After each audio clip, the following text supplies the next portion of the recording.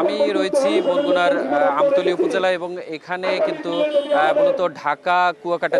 যে মহাসড়কটি রয়েছে সেই মহাসড়কের পাশে রয়েছে এবং আপনাকে একটু জানিয়ে রাখতে চাই মূলত বরগুনার এই যে মহাসড়কটি এটি কিন্তু দেশের দ্বিতীয় বৃহত্তম যে সমুদ্র সৈকত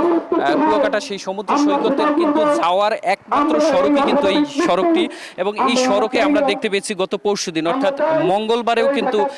এই সড়কে একটি অটোরিকশার উপরে কিন্তু একটি ট্রাক নিয়ন্ত্রণ হারিয়ে উঠে যায় এবং সেই সময় কিন্তু বেশ কয়েকজন আহত হয় এবং সেখান থেকে কিন্তু দুইজন মানুষ কিন্তু নিহত হওয়ার ঘটনা আমরা দেখতে পেয়েছি। তো এখানে কিন্তু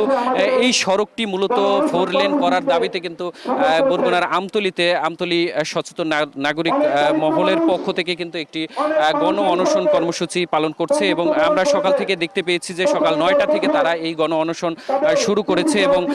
তারা কিন্তু গতকালকেও এই গণ অনশন কিন্তু পালন করেছে। মূলত এই গণ অনশনটি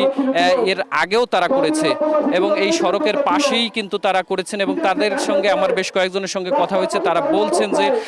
এই সড়কটিতে বিভিন্ন সময় কিন্তু দুর্ঘটনার শিকার হয় এই অঞ্চলের মানুষজন এবং তারা বলছেন যে এই সড়কটি বর্তমানে মৃত্যু ফাঁদে পরিণত হয়েছে এবং বিভিন্ন সময় কিন্তু আমরাও দেখতে পেয়েছি বেশ কয়েকটি সড়ক দুর্ঘটনায় কিন্তু এখানের মানুষ আহত কিংবা নিহতর ঘটনাও কিন্তু আমরা দেখতে পেয়েছি। বিশেষ করে এখানে এই আমতলীতেই বেশ কয়েকটি শিক্ষা প্রতিষ্ঠান রয়েছে এই সড়কটির পাশে এবং এই শিক্ষা প্রতিষ্ঠানের যারা শিক্ষার্থীরা রয়েছে তারাও কিন্তু বিভিন্ন সময় এই সড়ক দুর্ঘটনার শিকার হয়, যার কারণে কিন্তু তারা বলছেন যে এই সড়কটি আসলে একেবারে ভাঙা থেকে কুয়াকাটা পর্যন্ত এই সড়কটি কিন্তু একেবারে অনেকটাই ভাঙাচোরা কিংবা ঝুঁকিপূর্ণ হয়ে উঠেছে। সেই সড়কটি আসলে 4 লেনে করার জন্য কিন্তু তারা এই গণ অনশন কিন্তু করছে তারা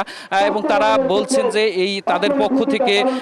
বরগুনা 1 আসনের যিনি সংসদ সদস্য রয়েছেন মাওলানা অলিউল্লাহ তার সঙ্গেও তারা যোগাযোগ করেছে। তার পক্ষ থেকে কিন্তু যোগাযোগ মন্ত্রীর সঙ্গেও কথা বলেছেন। তারা বলছেন যে এই যে যারা গণ অনশন করছে তাদের একটি পক্ষ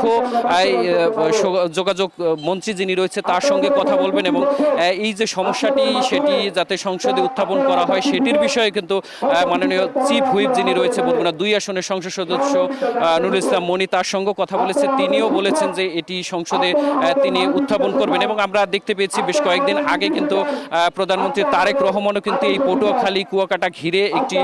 পরিকল্পনার কথাও কিন্তু তিনি বলেছেন যে এই সড়কটি সহ এই অঞ্চলের উন্নয়নে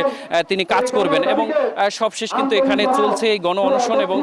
আমরা দেখতে পাচ্ছি যে এই গণ অনশনে কিন্তু অনেক মানুষজন এখানে এসেছেন এবং তারা কিন্তু বারবারই দাবি করছে যে এই সড়কটি একটি মৃত্যু ফাঁদে তৈরি হয়েছে এবং এই সড়কটি যাতে 4 লেনে উন্নীত করা হয় সেই দাবি কিন্তু তারা করছেন এবং তারা বলছেন যে তারা এই দাবিটি পূরণ না হওয়া পর্যন্ত এই গণ অনশন চলবে বলে তারা জানিয়েছে। তো এই ছিল আমার কাছে বরগুনার আমতলী থেকে সবশেষ।